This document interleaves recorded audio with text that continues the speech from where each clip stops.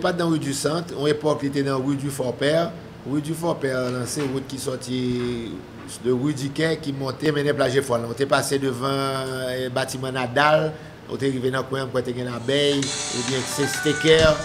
Bon, c'est ça que les rues du Fort-Père, c'est là que Nouvelliste est à un moment donné. Nouvelliste vient déménager là, dans la rue du Centre, mais on l'autre adresse.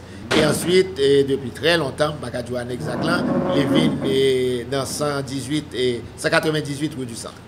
Si on formule, peut-être, peut-être pas, disons plutôt, tu as gagné une philosophie que le fondateur t'a créé, t'a introduit, et nous cherchons une philosophie ça, au fil des années, et son philosophie qui est basée tout d'abord sur la tolérance, sur le fait que le journal était là, tout au départ, premier éditorial, qui dit que c'est bon journal qui vient représenter un parti politique ou l'autre, son journal qui est au-dessus de la mêlée, son journal à vocation commerciale qui est là pour servir la société haïtienne.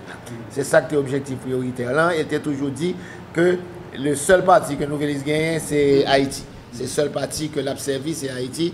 Donc, philosophie ça pourrait permettre nous traverser les tempêtes, les cyclones, toute qualité et événements qui secouaient Haïti au cours de 119 ans.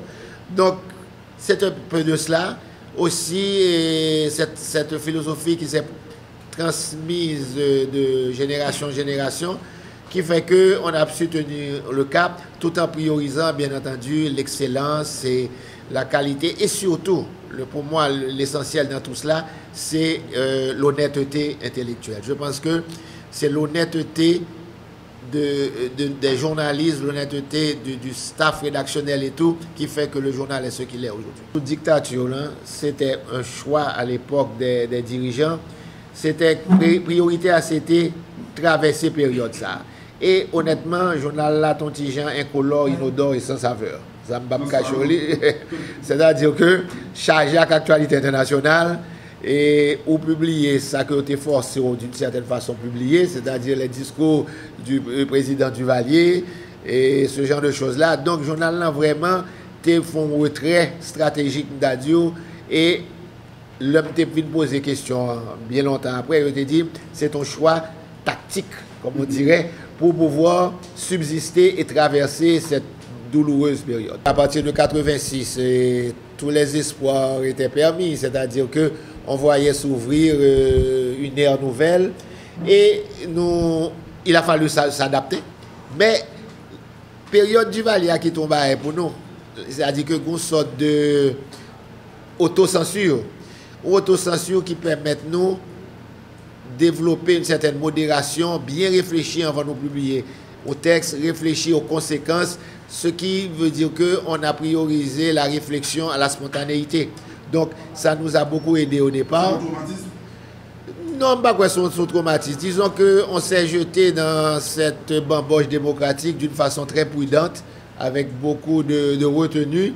Et au fur et à mesure, des habitudes ont été prises et avec évolution et liberté de la presse là, nous fait que nous vivons de plus en plus libre et coulière et plus réagir à ça nous y est depuis 86 là que à ça nous y est avant 86. Donc la liberté d'expression est ce qu'elle est et elle continuera à exister tout autant que nap goumen pour lui, tout autant que médias a défendu, tout autant que société a exigé le tout.